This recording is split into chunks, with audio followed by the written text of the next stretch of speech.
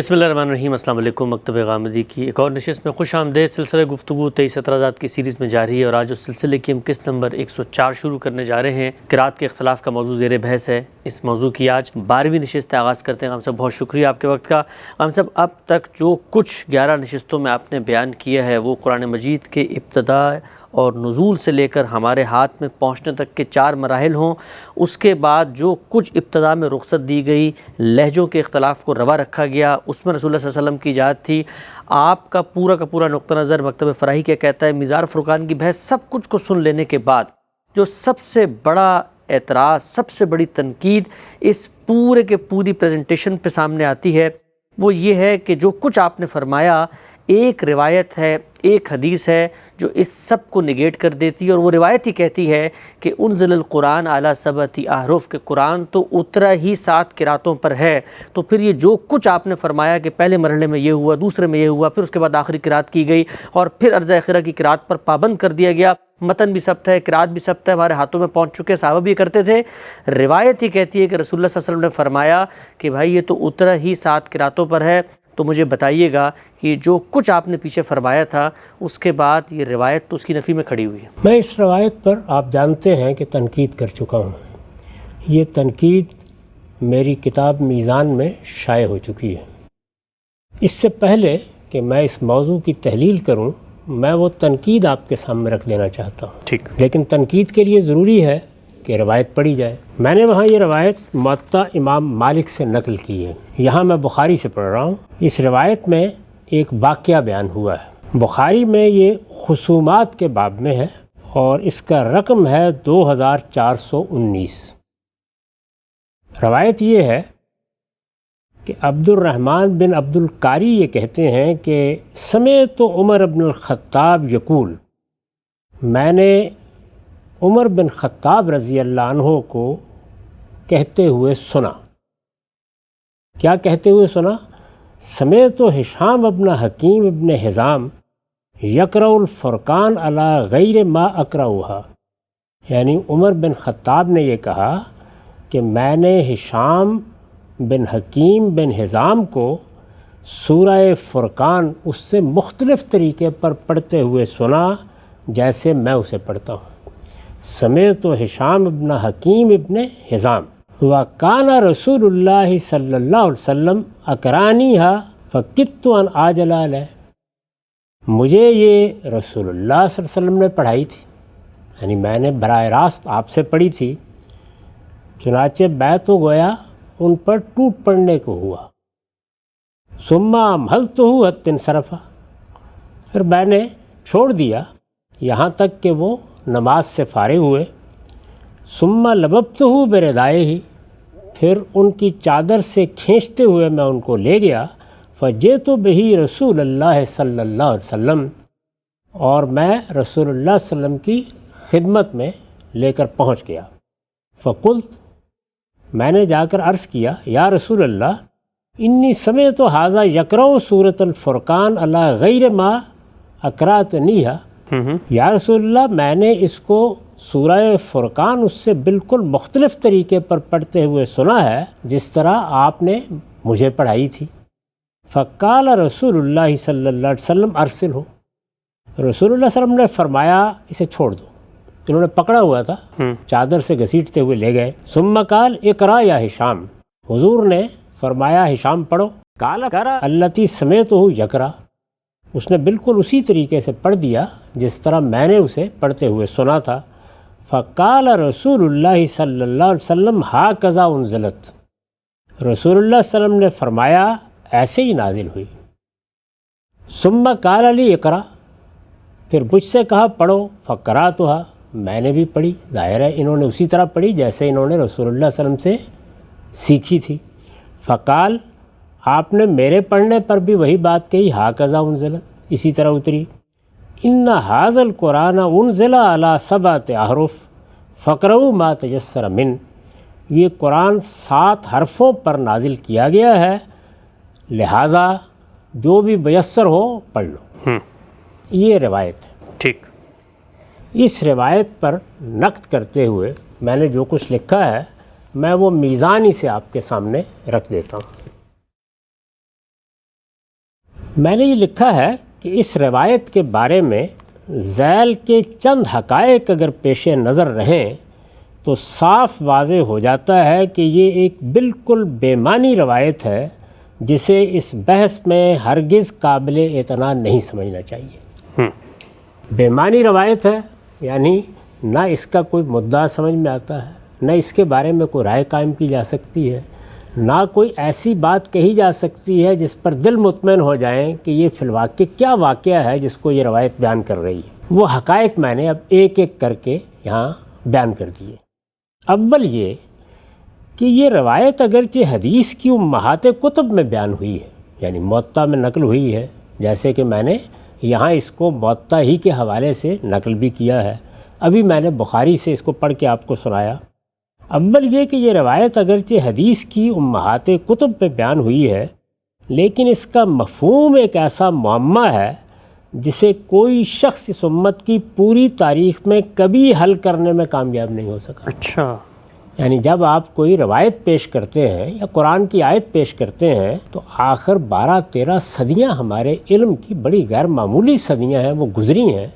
لوگوں نے اس روایت کو کئی زاویوں سے پرکھا جانچا ہے، اس کی بہت سی تشریحات کرنے کی کوشش کی ہے، لیکن کوئی ایک شخص بھی ایسا نہیں ہے، پوری علم کی تاریخ میں کوئی ایک شخص بھی ایسا نہیں ہے جو شرح صدر کے ساتھ یہ کہے کہ اس روایت کا مدعا یہ ہے اور میں اس پر مطمئن ہو گیا۔ اچھا، لیکن اس کا مفہوم ایک ایسا معمہ ہے جسے کوئی شخص اس امت کی پوری تاریخ میں کبھی حل کرنے میں کامیاب نہیں ہو سکا۔ امام سیوطی نے اس کی تعین میں متعدد اقوال اپنی کتاب الاتقان میں نقل کیے ہیں، 10 اقوال ہیں۔ آپ زرکشی کو دیکھیں تو انہوں نے 14 اقوال کی تو باقاعدہ شرح کی ہے اور بتایا ہے کہ ان کی تفصیلات کیا ہیں، یعنی یہ مطلب ہو سکتا ہے، یہ مدعا ہو سکتا ہے، یہ مفہوم ہو سکتا ہے۔ لوگوں نے اپنے طور پر کوئی نہ کوئی بات کرنے کی کوشش کی ہے، لیکن پھر خود ہی اس کا اعتراف بھی کر لیتے ہیں کہ بات بنی نہیں۔ امام سیوطی نے اس کی تعین میں متعدد اقوال اپنی کتاب الاتقان میں نقل کیے ہیں، پھر ان میں سے ہر ایک کی کمزوری کا احساس کر کے موطا کی شرح تنویر الحوالق میں بالآخر اعتراف کر لیا ہے۔ یعنی موطا میں روایت ہے، اس کی شرح لکھی ہے انہوں نے تنویر الحوالق کے نام سے، اس میں اس روایت کے تحت گفتگو کرتے ہوئے اعتراف کر لیا ہے کہ اسے، یعنی اس روایت کو من جملہ متشابہات ماننا چاہیے۔ اچھا، یعنی جس طرح قرآن مجید کے بارے میں کہا گیا ہے کہ اس میں محکم آیتیں بھی ہیں، اس میں متشابہ آیتیں بھی ہیں، تو متشابہ آیات کے بارے میں یہی بتایا گیا ہے کہ ان کا مدعا ہم نہیں سمجھ سکتے جس طرح کے عام خیال ہے۔ میں اس پر اپنا نقطہ نظر بیان کر چکا ہوں۔ وہ اس کو مثال کے طور پر پیش کر کے کہتے ہیں کہ جس طرح قرآن میں متشابہات ہو سکتے ہیں، حدیث میں بھی ہو سکتے ہیں، تو یہ من جملہ متشابہات ہے۔ یعنی یہ مان لینا چاہیے کہ ایک ایسی بات ہے جن کی حقیقت اللہ تعالیٰ کے سوا کوئی نہیں جانتا۔ یعنی من جملہ متشابہات ماننا چاہیے جن کی حقیقت اللہ تعالیٰ کے سوا کوئی نہیں جانتا۔ وہ لکھتے ہیں، یہ ان کے الفاظ ہیں، اور یہ تنویر الحوالق کی پہلی جلد میں 159 صفحے پر ہیں۔ وَأَرْجَوْهَا عِنْدِي قَوْلُ مَنْ قَالَ إِنَّ هَذَا مِنَ الْمُتَشَابِهِ الَّذِي لَا يُدْرَى تَأْوِيلُهُ، میرے نزدیک سب سے بہتر رائے اس معاملے میں انہی لوگوں کی ہے جو کہتے ہیں کہ یہ روایت ان امور متشابہات میں سے ہے جن کی حقیقت کسی طرح سمجھی نہیں جا سکتی۔ اچھا، امام سیوطی کی الاتقان ہی علوم القرآن میں ایک مرجع کی حیثیت رکھتی ہے۔ اس کے بعد ہم زرکشی کی برہان سے واقف ہوئے ہیں اور بعد کی چیزیں بھی پھر شائع ہو گئی ہیں۔ انہوں نے یہ اعتراف کیا ہے۔ دوم یہ، یعنی یہ پہلی بات ہوئی۔ دوم یہ کہ اس کی واحد معقول توجیہ اگر کوئی ہو سکتی تھی، یعنی جب یہ کہا گیا کہ قرآن مجید 7 حرفوں پر نازل کیا گیا ہے تو اس کی واحد معقول توجیہ اگر کوئی ہو سکتی تھی تو یہی ہو سکتی تھی کہ 7 احرف کو اس میں عربوں کے مختلف لغات اور لہجوں پر معمول کیا جائے۔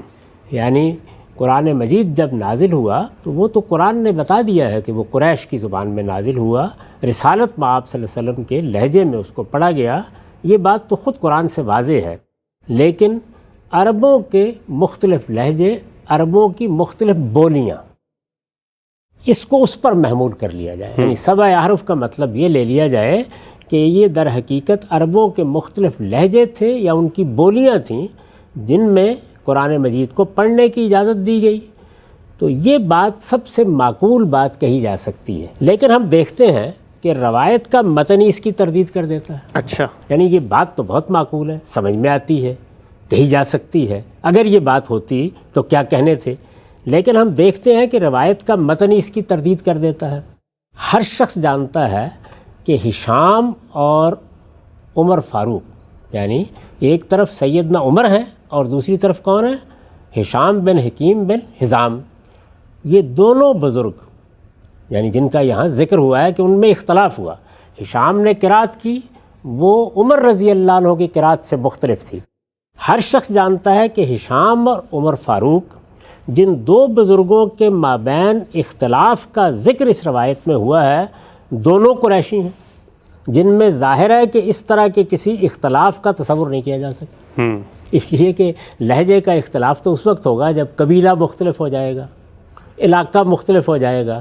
ہم جانتے ہیں کہ لہجے کا اختلاف کس طرح ہوتا ہے، یعنی ایسے تو نہیں ہوتا نا کہ برطانوی نژاد لوگ ایک دوسرے کے ساتھ بات کر رہے ہیں اور ان میں لہجے میں اختلاف ہو جائے۔ ان میں بھی اگر کسی جگہ کوئی ویلز کا لہجہ ہے یا کوئی اسکاٹ لینڈ کا لہجہ ہے تو تبھی اختلاف ہوگا۔ تو یہ تو نہیں ہو سکتا کہ ایک ہی چھوٹے سے قبیلے میں عمر رضی اللہ عنہ میں اور ہشام میں مختلف لہجے رہے ہوں۔ تو یہ چیز چونکہ خود روایت میں بیان ہو گئی ہے اور یہ ہمیں معلوم ہے کہ جن بزرگ کا نام لیا گیا ہے وہ بھی قریشی ہیں اور عمر رضی اللہ عنہ بھی قریشی ہیں، تو ان کے بارے میں یہ کیسے مان لیا جائے کہ ان کے لہجوں میں اختلاف تھا؟ یعنی جو معقول ترین بات ہم کر سکتے تھے اس کو خود روایتی قبول نہیں کرتی۔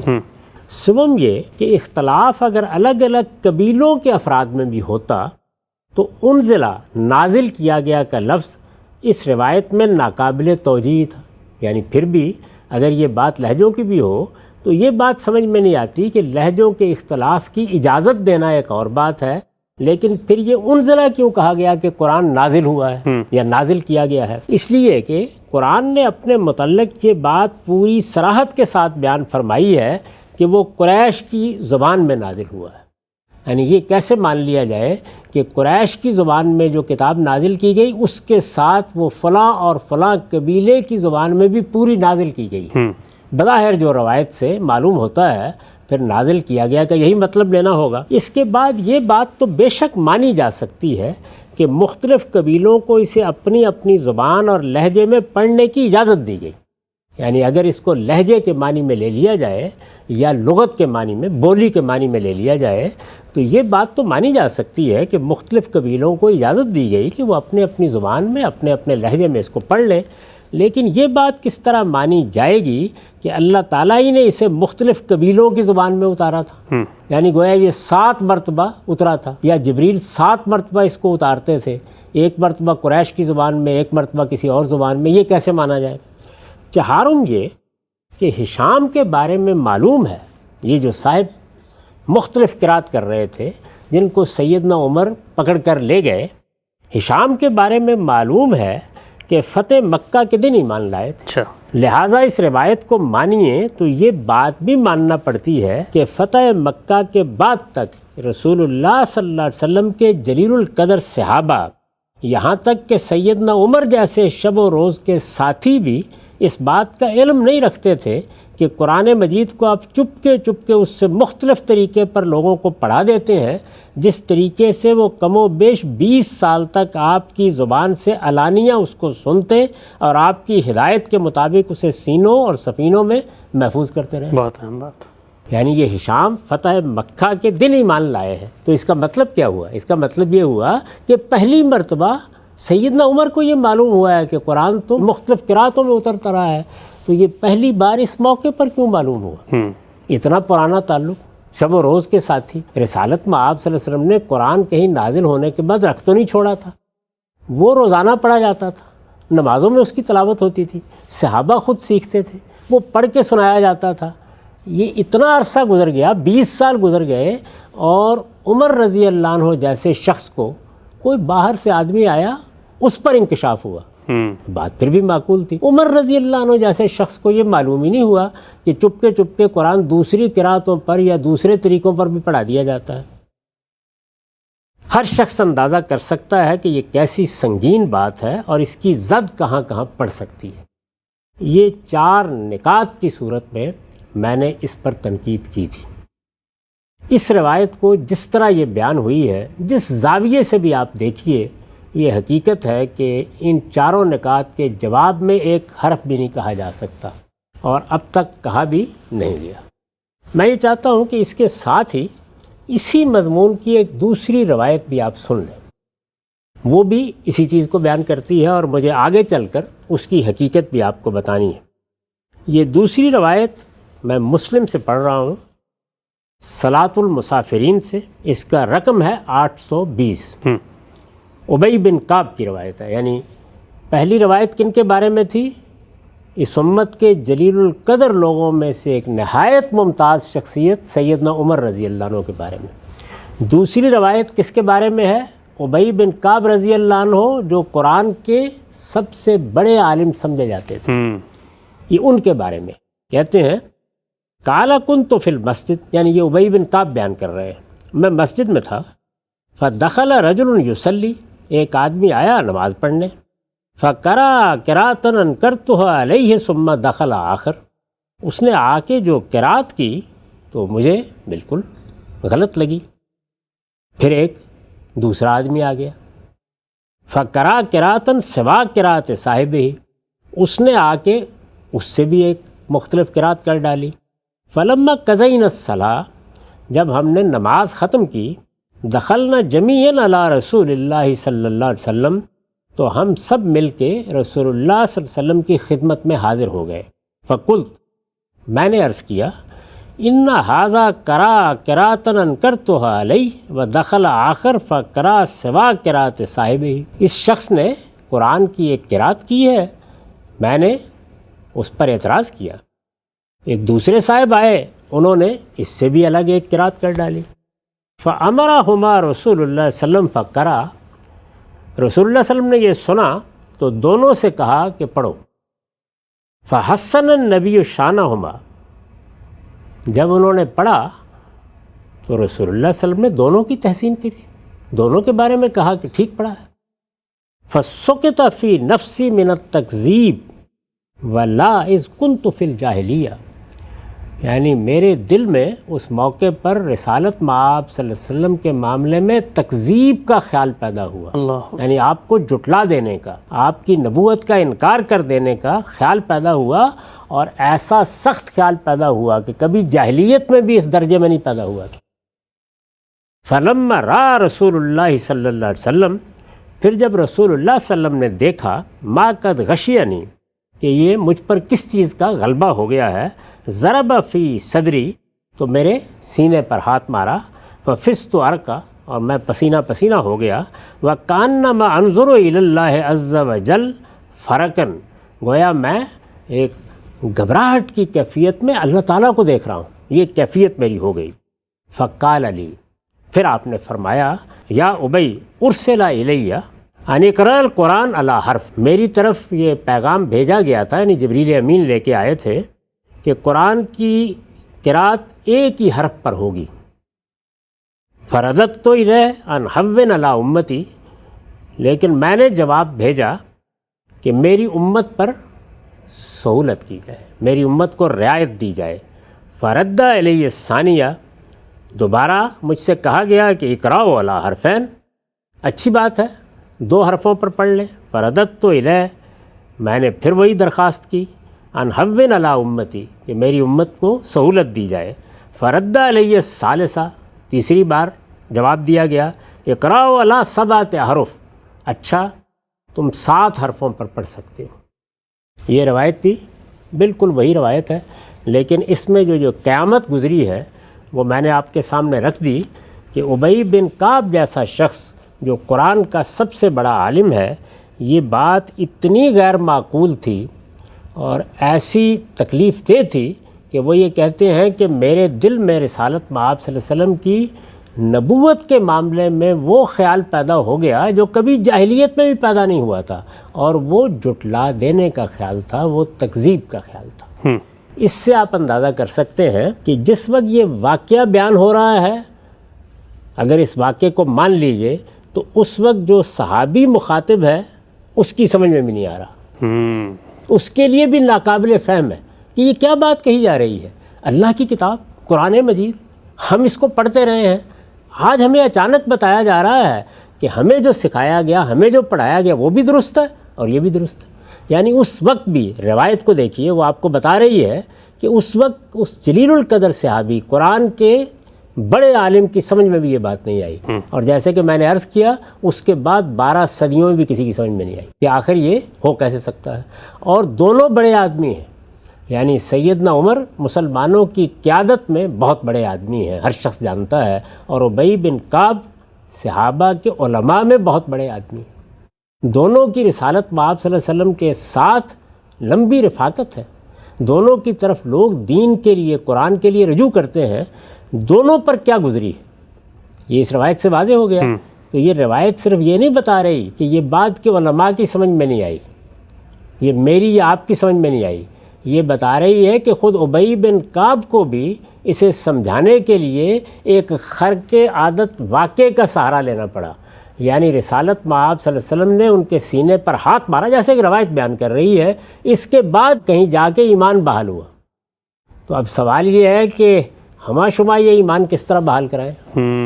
یعنی ہم تو اسی طرح سوچیں گے نا جس طرح ابی بن کعب نے سوچا، جیسے ان کے ذہن میں خیال پیدا ہوا کہ یہ کیا چیز ہے، یعنی ایسے کیسے ہو سکتا ہے، یہ کیسے ممکن ہے کہ قرآن مجید مختلف طریقوں سے پڑھا دیا جائے، مختلف طریقوں سے اتارا جائے، یہ چیز علم و عقل کے مسلمات کے خلاف ہے۔ کیسے؟ اس لیے کسی طرح بھی سمجھ میں نہیں آ سکتی۔ آپ کس کتاب کے بارے میں یہ واقف ہیں کہ اس کے مصنف نے اس کو 10-12 صورتوں میں نازل فرما دیا ہو؟ اللہ تعالیٰ نے کوئی بات سمجھانے کے لیے قرآن نازل کیا ہے، تو یہ کیسے ہو سکتا ہے؟ ایک بات جو آج تک دنیا میں کبھی نہیں ہوئی، جو میں اپنے بارے میں کبھی گوارا نہیں کروں گا، آپ اپنے بارے میں گوارا نہیں کریں گے، کسی معمولی مصنف کے بارے میں گوارا نہیں کریں گے، وہ اس کائنات کے پروردگار کے بارے میں گوارا کر لیں۔ تو میں یہ عرض کر رہا ہوں کہ روایت خود یہ بتا رہی ہے کہ ابی بن کعب جیسے صحابی، ایک جلیل القدر عالم، جن کے بارے میں سیدنا عمر یہ کہتے ہیں کہ ہم میں سب سے زیادہ قرآن کو جاننے والے ہیں، ان پر کیا گزری اگر یہ واقعہ ایسے ہی۔ یہ میں نے آپ کو اس پر تنقید بتائی ہے جو میں اس سے پہلے اپنی کتاب میزان میں کر چکا ہوں، اور جن نکات کو سامنے رکھ کر چکا ہوں ان کا خلاصہ میں نے آپ کے سامنے پھر بیان کر دیا اور ان کی وضاحت بھی کر دی ہے۔ اب آپ مجھ سے پوچھ سکتے ہیں کہ پھر تمہارا کیا خیال ہے، یعنی کیا یہ کوئی موضوع روایت ہے، یعنی گھڑ کے ذخیرہ حدیث میں شامل کر دی گئی ہے، کسی منافق نے اس کو وضع کیا ہے اور ہمارے محدثین غلطی کھا گئے ہیں، اس کے دھوکے میں آ گئے ہیں اور انہوں نے اس کو نقل کر دیا ہے؟ کیا ہوا ہے؟ یعنی پھر یہ کہاں سے آئی؟ یہ پوچھنے کا آپ کو حق ہے جی۔ یعنی تنقید تو میں نے کر دی، اور یہ میں عرض کر چکا ہوں کہ بہت شائستہ اسلوب میں جب لوگ یہ کہہ رہے ہیں کہ اس کے کوئی معنی نہیں ہے، یہ ناقابل فہم ہے، جب یہ روایت نقل کر رہے ہیں تو وہ بھی اصل میں زبان حال سے یہ کہہ رہے ہیں کہ یہ سمجھ میں نہیں آ رہی، متشابہات میں ڈال دیں اس کو بس متشابہات میں ڈال دیں، اس طرح گویا تفویض کا طریقہ اختیار کر کے، کیونکہ ابی بن کعب کے ساتھ بھی یہی ہوا ہے۔ رسالت مآب صلی اللہ علیہ وسلم نے اگر روایت کی نسبت صحیح ہے تو پھر پیغمبرانہ تصرف سے ہی ان کو مطمئن کیا ہے، علم و عقل اس کے اوپر مطمئن نہیں ہو سکتا۔ یہ بالکل واضح ہے جس طرح کہ میں نے روایت آپ کے سامنے رکھ دی ہے۔ تو میں اب آپ کو یہ بتاؤں گا کہ یہ روایت اصل میں کہاں سے وارد ہوئی ہے، اس کی حقیقت کیا ہے۔ اب تک جو گفتگو ہم کر چکے ہیں اس کو سامنے رکھ کر یہ سارا مسئلہ کس طرح واضح ہو جاتا ہے، اور اس سے یہ بات بھی معلوم ہو جائے گی کہ ہمارے ہاں راویوں نے کس طرح کے تصرفات کیے ہیں، اور اس میں بات کس طرح کہاں سے چلی اور کہاں پہنچ گئی۔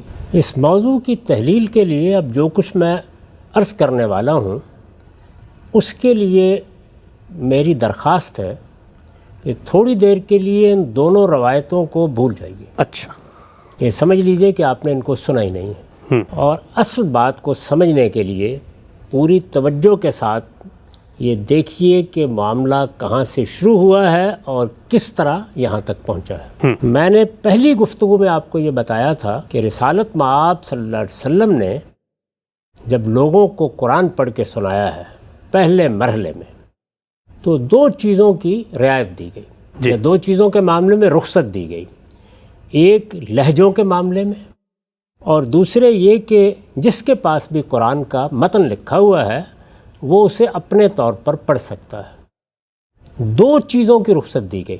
میں بہت توجہ کے ساتھ یہ چاہوں گا کہ آپ اس کو سنیں کہ 2 چیزوں کی رخصت دی گئی، ایک کی نہیں، 2 چیزوں کی، اور یہ 2 بالکل الگ الگ چیزیں ہیں۔ یعنی ایک یہ کہ لہجہ آپ کا جو بھی ہے اس میں آپ قرآن پڑھ لیں۔ آپ جس قبیلے سے تعلق رکھتے ہیں، جس شہر سے آئے ہیں، جو بھی آپ کا عربی زبان کو پڑھنے کا لہجہ ہے، اللہ تعالیٰ کی طرف سے اس کی اجازت ہے۔ ٹھیک۔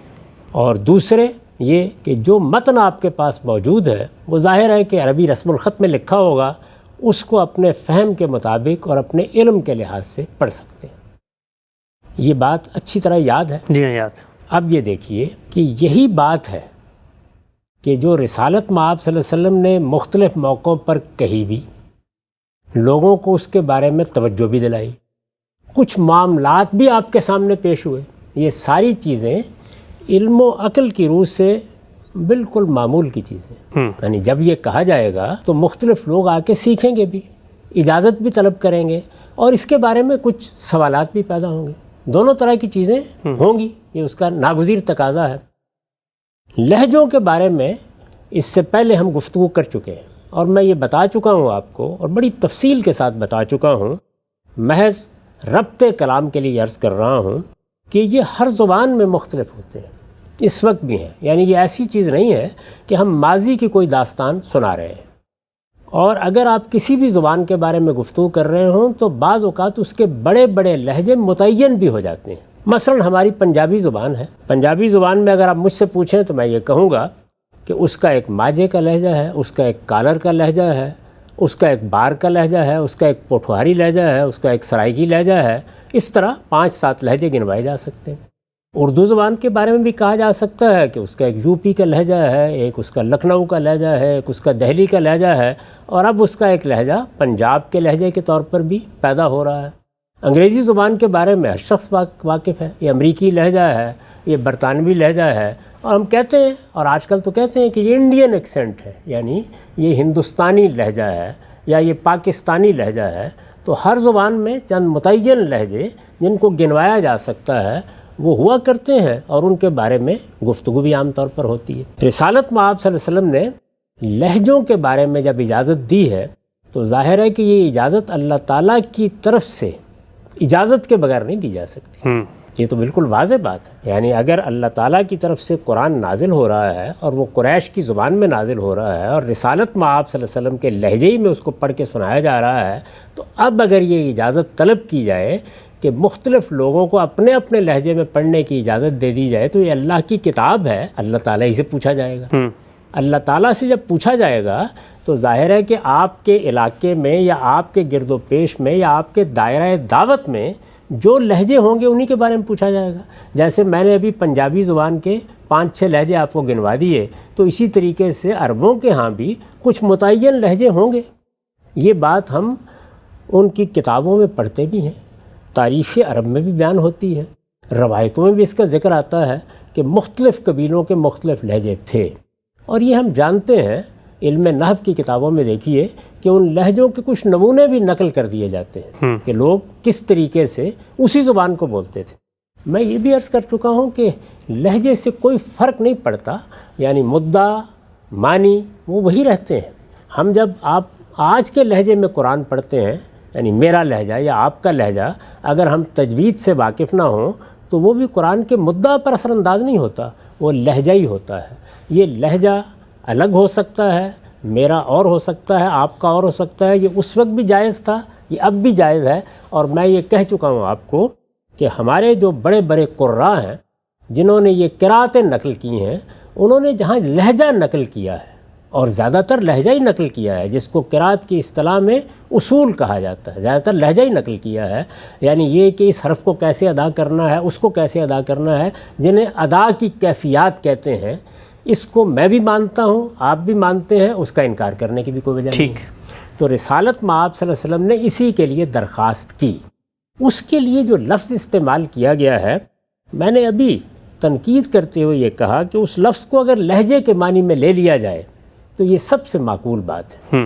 اب ظاہر ہے یہ سوال پیدا ہوتا ہے کیا اس کو لہجے کے معنی میں لیا جا سکتا ہے؟ تو میں یہ عرض کرتا ہوں کہ بالکل لیا جا سکتا ہے، اس لیے کہ جو حرف ہے یہ کیا چیز ہے؟ عربی زبان میں اس کا مطلب کنارہ بھی ہے، پہلو بھی ہے، اور یہ حروف تہجی کے لیے بھی استعمال ہوتا ہے، یعنی الف با جیسے آپ بولتے ہیں۔ اسی طریقے سے آپ جانتے ہیں کہ یہی لفظ ہے جو ہم عربی زبان میں جو حروف ہیں جو فعل اور اسم کے ساتھ تعلق پیدا کرتے ہیں ان کے لیے بھی استعمال ہو جاتا ہے۔ تو حرف بول کر لفظ مراد لے لینا، حرف بول کر کلام مراد لے لینا، حرف بول کر قرات مراد لے لینا، اس لیے کہ اس میں بھی کسی کلام کو آپ پڑھتے ہیں، ریسائٹ کرتے ہیں، یا آپ گویا اس کی ریڈنگ کر رہے ہوتے ہیں، تو جب آپ اس کو پڑھتے ہیں تو اس کے لیے بھی حرف بولا جا سکتا ہے۔ بالکل اسی طریقے سے لہجے کے لیے بھی، لغت کے لیے بھی، بولی کے لیے بھی یہ لفظ بولا جا سکتا ہے۔ ہماری اردو میں بھی اس طریقے سے یہ استعمال ہو جاتے ہیں۔ ہم کہتے ہیں نا میں نے تو ابھی ایک حرف بھی آپ کو نہیں کہا، تو ظاہر ہے کہ اسی طریقے سے یہ کہتے ہیں کہ میں نے تو کوئی بات نہیں کی، کلام ہی نہیں ہوا۔ تو کلام، قرات، اسی طریقے سے لہجہ، ادا کی کیفیات، سب کے لیے یہ لفظ بولا جا سکتا ہے، اور اہل علم اس کو مانتے ہیں کہ بولا جا سکتا ہے۔ یہ بات یعنی ایسی نہیں ہے کہ میں کہہ رہا ہوں یا آپ کہہ رہے ہیں، بلکہ یہ بات عام طور پر تسلیم کی جاتی ہے۔ اور میں آپ سے عرض کرتا ہوں کہ جتنے اب تک کی اکابر اہل علم نے اس موضوع پر کلام کیا ہے، وہ بھی آخر الامر آ کر یہی مانتے ہیں کہ اس سے بہتر کوئی توجیہ نہیں ہو سکتی، یعنی یہ کہ قرآن 7 حرفوں پر نازل ہوا ہے، کہ یہ مانا جائے کہ یہ 7 لہجوں پہ نازل ہوا ہے۔ یہ بات تو ہم واضح کر چکے اس سے پہلے کہ قرآن مجید کو مختلف لہجوں پر پڑھنے کی اجازت دی گئی، یہ بات تو مان چکے۔ اب 2 سوال صرف رہ گئے باقی۔ ایک یہ کہ جب یہ کہا گیا کہ یہ 7 لہجوں پر نازل ہوا ہے تو 7 کے عدد کی تعین کیوں کی گئی، اور دوسرے یہ کہ یہ کیوں کہا گیا کہ یہ نازل ہوا ہے یا نازل کیا گیا ہے، یہ 2 ہی باتیں رہ جاتی ہیں۔ لیکن ان کی طرف بڑھنے سے پہلے میں آپ کے سامنے اہل علم کی وہ باتیں بھی رکھ دیتا ہوں جو وہ اس لفظ کے مصداق کے بارے میں کر رہے ہیں۔ سب سے پہلے یہ دیکھیے، زرکشی کی البرہان فی علوم القرآن امہات کتب میں شمار ہوتی ہے۔ اس میں یہ 7 احرف پر ایک تفصیلی مضمون ہے، ایک تفصیلی باب ہے، اس میں انہوں نے 14 کے قریب مختلف آراء نقل کی ہیں، اور یہ بتایا ہے کہ متعدد آراء ہیں کہ اس کا کیا مطلب ہے، اس کا کیا معنی ہے، اس کا کیا مصداق ہے، کسی پر اطمینان نہیں ہوتا۔ اس کے بعد خلاصہ کیا ہے آخر میں بالکل، تو دیکھیے کیا کہتے ہیں اقرب الاقوال الی الصحہ ان المراد بہ 7 لغات، یعنی وہ بات جو سب سے بڑھ کر صحت کے قریب قرار دی جا سکتی ہے وہ یہ ہے کہ حرف سے مراد یہاں 7 بولیاں ہیں، یعنی 7 حرفوں سے مراد، قرآن 7 حرفوں پر اترا، اس میں 7 حرفوں سے مراد 7 بولیاں ہیں یا 7 لہجے ہیں۔ وَالسِّرُّ فِي إِنزَالِهِ عَلَى 7 لغات تَسْهِيلُهُ عَلَى النَّاسِ، اور اس میں کیا راز تھا کہ یہ 7 بولیوں میں نازل کر دیا جائے یا 7 بولیوں میں پڑھنے دیا جائے۔ کہتے ہیں کہ اس کی وجہ یہ تھی کہ لوگوں کے لیے آسانی پیدا کی جائے، تَسْهِيلُهُ عَلَى النَّاسِ، لوگ ہیں ان کے اپنے اپنے لہجے ہیں، ان کو اس بات کا حق دیا جائے کہ وہ پڑھ لیں۔ ان کے لیے بڑی مشکل ہو جائے گی اگر ہر شخص یہ کہا جائے کہ سرائکی لہجے کا آدمی بھی اس کو پنجاب کی بولی میں یا پوٹھوہار کی بولی میں پڑھے گا، تو یہ چیز بڑی مشقت کا باعث بن جاتی۔ تو اللہ تعالیٰ نے تسہیل کے لیے یہ طریقہ اختیار کیا۔ کہتے ہیں کہ فلو کانا تعالیٰ انزلہ علی حرف واحد لینعکس المقصود، کہ اگر یہ ایک ہی حرف یعنی ایک ہی لہجے ایک ہی بولی میں نازل کیا جاتا تو یہ مقصود حاصل نہ ہو سکتا، بات الٹ جاتی، لوگوں کے لیے بڑی مشکل پیدا ہو جاتی۔ یہ بات کہنے کے بعد پھر آگے کچھ مزید بحث کرتے ہیں، اور پھر کہتے ہیں کہ بعض متاخرین بھی اسی نتیجے پر پہنچے ہیں۔ الاشبہ بظواہر الاحادیث ان المراد بہذہ الاحرف اللغات، یعنی وہ بھی یہی کہتے ہیں کہ ان روایات کو اگر ظاہر میں لے لیا جائے تو یہی معلوم ہوتا ہے کہ حرف سے مراد یا 7 احرف سے مراد لغات، لہجے، بولیاں ہیں۔ پھر وضاحت کرتے ہیں کہ کوئی غلط فہمی نہ ہو، وَهُوَ أَنْ يَقْرَأَ كُلُّ قَوْمٍ مِّنَ الْعَرَبِ بِلُغَتِهِمْ وَمَا جَرَتْ عَلَيْهِ عَادَتُهُمْ، یعنی اس سے کیا مراد ہے بولیوں سے؟ تو کہتے ہیں کہ اس کا مطلب یہ تھا کہ عربوں کی ہر قوم اس کو اپنی زبان میں پڑھ لے، یعنی جس طرح وہ عربی زبان بولتے ہیں اس لہجے میں پڑھ لے۔ وَمَا جَرَتْ عَلَيْهِ عَادَتُهُمْ، جو ان کی پہلے سے عادت بن چکی ہے، وہ ظاہر ہے کہ ایک خاص لہجے میں زبان بولنے کے عادی ہیں تو اسی میں پڑھ لے۔ پھر یہ بتاتے ہیں کہ اس سے میری مراد کیا ہے، یعنی لہجوں میں کیا اختلاف تھا، تو اس کو پھر اسی طرح بیان کرتے ہیں جس طرح اب بھی علم قرات میں بیان کیا جاتا ہے، من الاظہار والادغام والامالہ والتفخیم والاشمام والحمز والتلین والمد وغیر ذالک من وجوہ اللغات۔ ٹھیک، یعنی ان زبانوں میں کیا اختلاف تھا؟ کیا عربی کے بجائے وہ کوئی یونانی بن جاتی تھی؟ نہیں، اختلاف یہ ہوتا تھا کہ اس لفظ کو کتنا بلند کرنا ہے، کتنا پست رکھنا ہے۔ کیا اس میں ادغام تو نہیں ہو جائے گا، یعنی دو حرف ملا تو نہیں دیے جائیں گے؟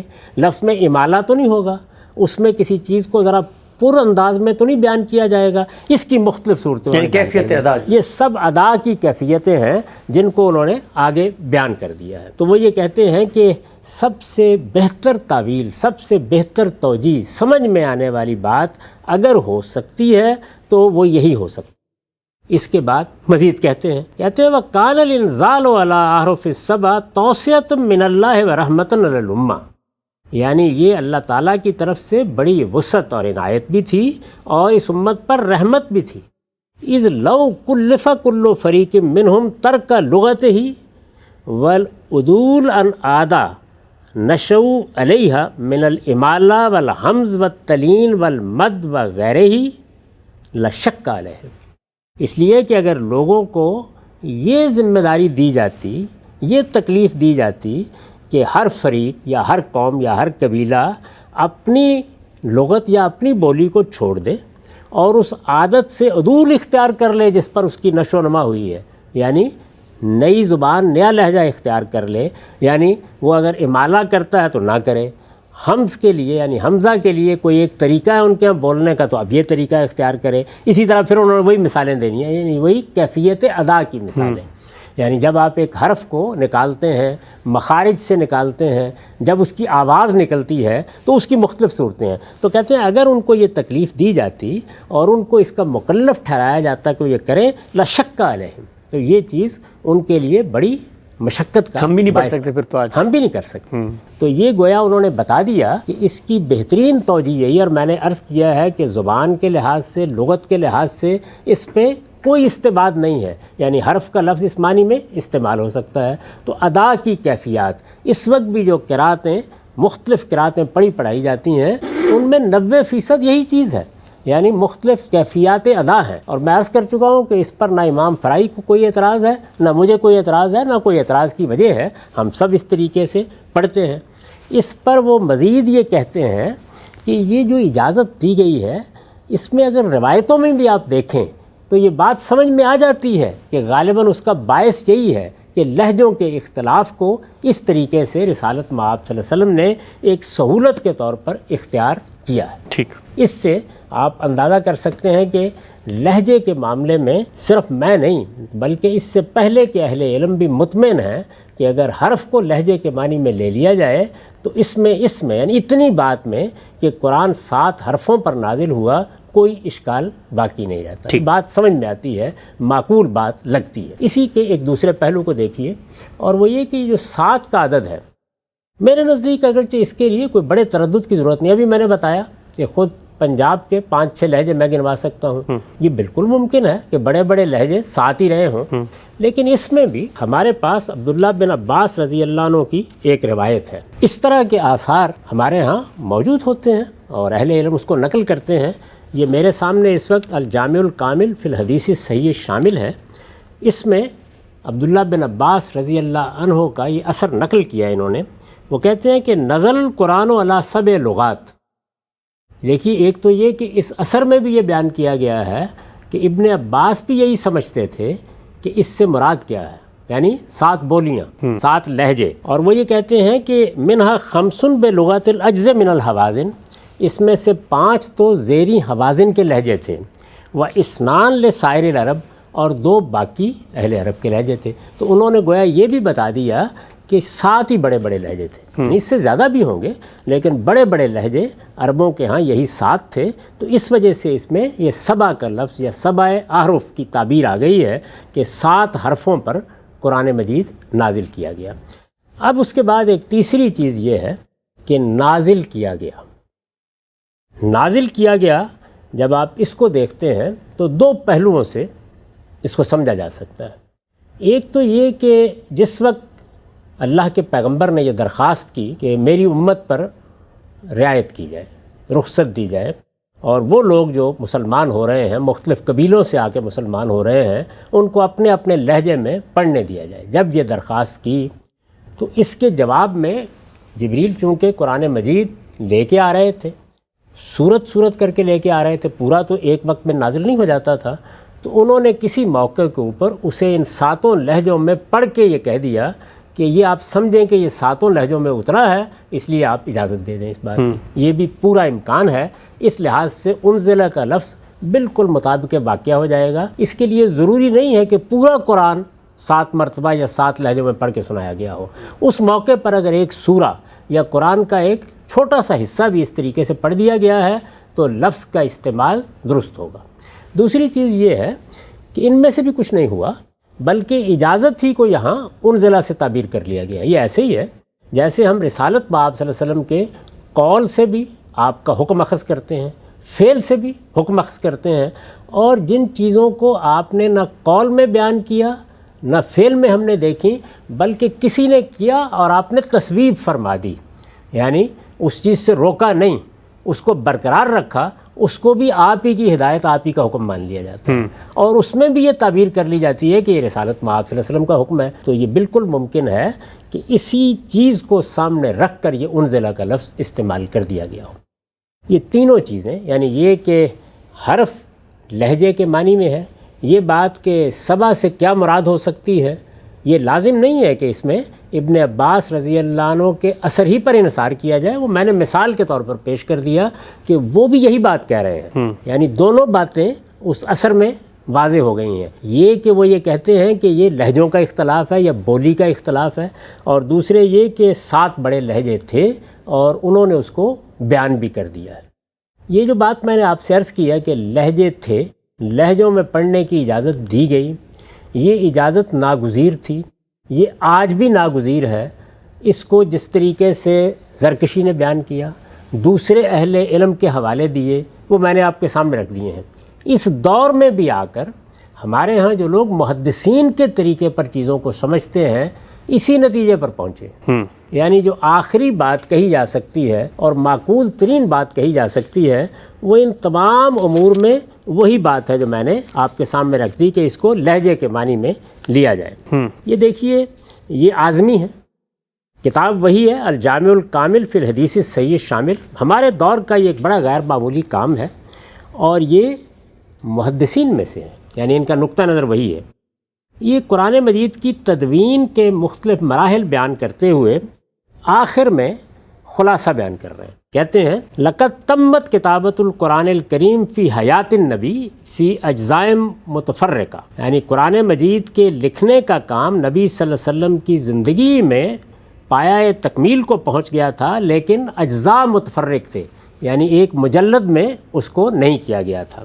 وفق القراءۃ العامہ، اور یہ جو کتابت ہوئی یا قرآن مجید لکھا گیا تو اس میں کس قراءت کا لحاظ کیا گیا؟ قراءت عامہ، قراءت عامہ کا۔ کون سی قراءت عامہ؟ کانا یعلمہ النبی صلی اللہ علیہ وسلم اصحابہ، جو رسالت مآب صلی اللہ علیہ وسلم اپنے اصحاب کو سکھایا کرتے تھے اسی قراءت پر، دون الاحرف الاخری۔ اس کی کتابت، اس کو لکھنے کا کام، سکھانے کا کام، اپنے صحابہ کو بتانے کا کام رسالت مآب صلی اللہ علیہ وسلم نے وہ جو دوسرے حرف ہیں یا دوسرے لہجے ہیں ان پر نہیں کیا تھا۔ کون سے لہجے؟ اللتی رخص اللہ فیہا قراءۃ القرآن تیسیراً علی الناس، جن میں اللہ تعالیٰ نے اجازت دی تھی، رخصت دی تھی کہ قرآن پڑھ لیا جائے، اور مقصد یہ تھا کہ لوگوں کو سہولت رہے۔ فَإِنَّ مِنَ الْبَدِيعِ أَنَّ النَّبِيَّ صلی اللہ علیہ وسلم كَانَ يُمْلِي عَلَى كُتَّابِ الْوَحْيِ مَا نَزَلَ عَلَيْهِ مِنَ الْقُرْآنِ عَلَى حَرْفٍ وَاحِدٍ معروف لدى اصحابہ الذین كانوا قریبین من۔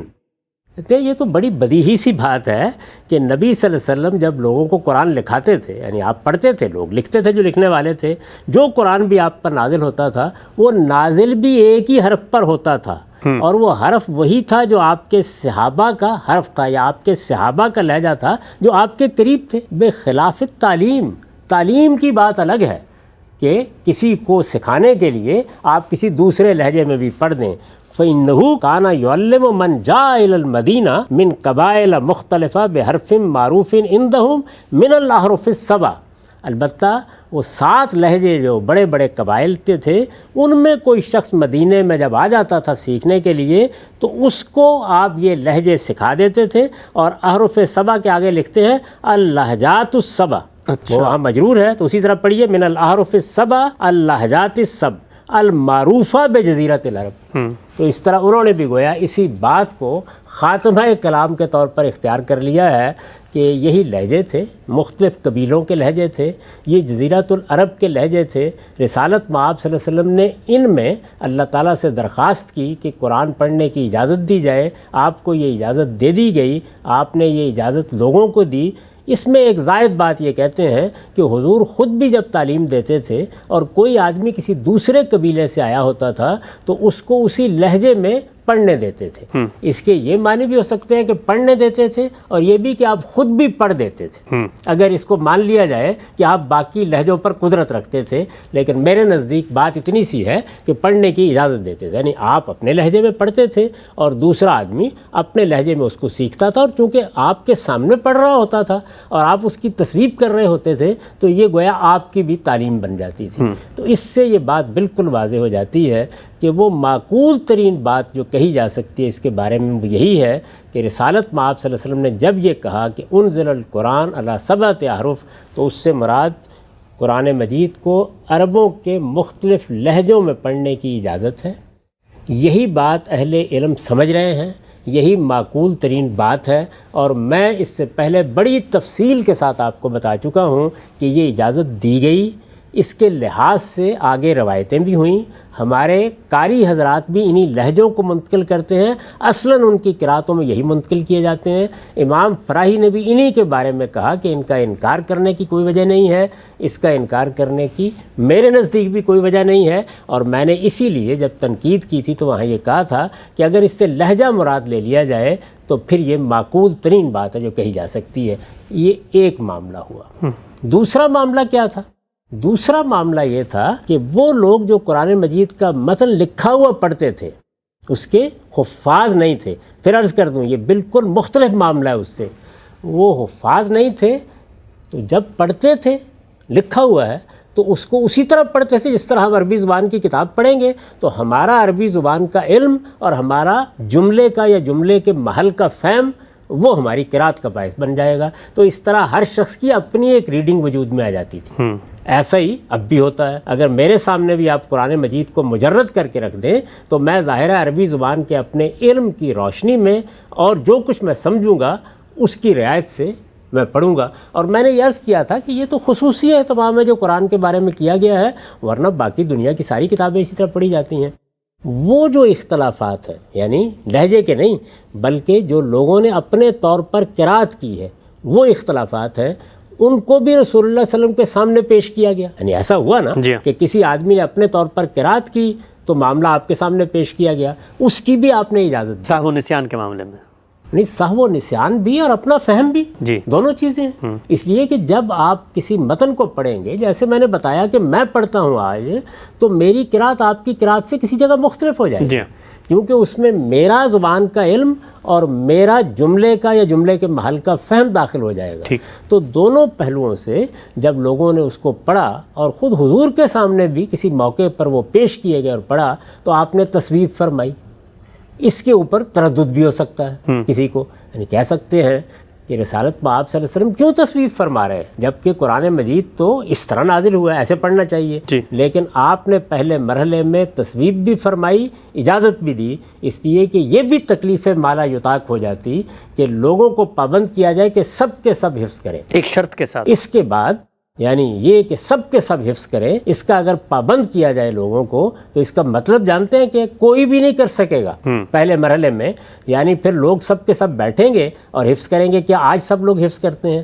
تو اس وقت اگرچہ بہت بڑی تعداد میں لوگ حفاظ تھے لیکن سب کے سب چشم زدن میں پورے قرآن کے حافظ ہو جائیں یہ ممکن نہیں تھا، تو اس لیے لوگ لکھ لیتے تھے اور اپنے طریقے پر پڑھتے تھے۔ اس پر بھی میں بڑی تفصیل سے بات کر چکا ہوں۔ تو یہ دو باتیں ہوئیں، یعنی ایک بات کیا تھی رسالت میں آپ صلی اللہ علیہ وسلم نے یہ فرمایا کہ مختلف لہجوں پر پڑھا جا سکتا ہے، اس کی اجازت لی، وہ اجازت دی گئی، وہ 7 تک لہجے تھے جن پر پڑھنے کی اجازت دے دی، ایک بات۔ اور دوسری یہ کہ وہ لوگ جو قرآن کے حفاظ نہیں ہیں، اس پہلے مرحلے میں پھر ذہن میں رکھیے، جو لوگ قرآن کے حفاظ نہیں ہیں وہ اپنے طریقے پر، جیسے عربی زبان کی کوئی کتاب پڑھی جاتی ہے، اس کو اپنے فہم اور اپنے علم کے مطابق پڑھ سکتے ہیں۔ اس میں ظاہر ہے ان کی قرات بعض جگہوں پر رسول اللہ صلی اللہ علیہ وسلم کی قرات سے مختلف ہو جائے گی۔ اس کو کب ختم کیا گیا؟ ارضائے اخیرہ کی قرات میں یہ دوسری چیز ختم کر دی گئی، لیکن پہلی چیز اسی طرح باقی رہی، وہ اب بھی اسی طرح باقی ہے، وہ قیامت تک اسی طرح باقی رہے گی۔ تمام قراتوں میں بہت بڑا حصہ، یعنی ایک تو فرش ہوتا ہے جس میں اس طرح کے اختلافات ہوتے ہیں، اور ایک اصول ہوتے ہیں۔ اصول کے حد تک کسی کو ان قراتوں پر کبھی اعتراض نہیں ہوا، وہ ہمیں بھی کبھی اعتراض نہیں ہوا، میں نے بھی اس پر کبھی اعتراض نہیں کیا۔ تو یہ دو بالکل الگ الگ باتیں ہیں جو ایسے چلی آ رہی ہیں۔ اب دیکھیے ہوا کیا ہے، ہوا یہ ہے کہ یہ دو الگ الگ باتیں لوگ روایت کریں گے نا، یعنی رسالت مآب صلی اللہ علیہ وسلم سے جنہوں نے یہ بات سنی ہوگی، جن کو کوئی واقعہ پیش آیا ہوگا، وہ اس کو آگے روایت کریں گے۔ جیسے ہی وہ اس کو آگے روایت کرتے ہیں تو بہت سے لوگ ان کو بالکل الگ الگ بھی روایت کر دیتے ہیں، اور بعض لوگوں نے ایک صدی کے اندر اندر ان سب باتوں کو ملا دیا۔ یعنی اب دیکھیے ملانے سے کیا قیامت برپا ہو گئی۔ یعنی ایک بات اگر کہی جا رہی تھی اپنے فہم کے مطابق پڑھنے کے بارے میں، تو ہشام میں ایک قبیلہ کو ہونے کے باوجود اور سیدنا عمر میں اختلاف ہو سکتا تھا۔ فہم کے لحاظ سے تو اختلاف ہو سکتا ہے نا، لہجے کے لحاظ سے نہیں ہو سکتا۔ لیکن جس وقت آپ انزل القرآن علی 7 احرف کے الفاظ اس روایت میں داخل کر دیں گے تو ناقابل فہم ہو جائے گی۔ یعنی پھر کیسے سمجھیں گے؟ لہجے کی تعویل کریں گے، سب سے معقول تعویل ہے، لیکن راستے میں کیا چیز حائل ہو جائے گی کہ وہ تو دونوں ایک ہی قبیلے کے ہیں۔ تو وہ بات جو اپنی جگہ بالکل درست تھی، جب آپ نے اس بات کو بھی اس کے ساتھ ملا کے بیان کر دیا تو وہ بالکل ناقابل فہم ہو گئی۔ میں آگے چل کے آپ کو بتاؤں گا کہ یہ جو ابی بن کعب کی نسبت سے بیان کیا گیا ہے کہ ان کے دل میں تکذیب پیدا ہو گئی، ایسی تکذیب جو کبھی جاہلیت میں پیدا نہیں ہوئی، یہ تو خیر راوی کا مبالغہ ہے، لیکن ایک کھٹک پیدا ہوئی کس کے دل میں؟ سیدنا عمر کے دل میں۔ اچھا۔ اور رسالت مآب صلی اللہ علیہ وسلم نے یہ اطمینان بھی انہیں دلایا۔ کس موقع پر دلایا وہ بھی میں سامنے رکھ دوں گا۔ اس کو اٹھا کے ابی بن کعب سے متعلق کر دیا گیا۔ یعنی یہ راوی حضرات اب تصرفات پر تصرفات کیے چلے جا رہے ہیں۔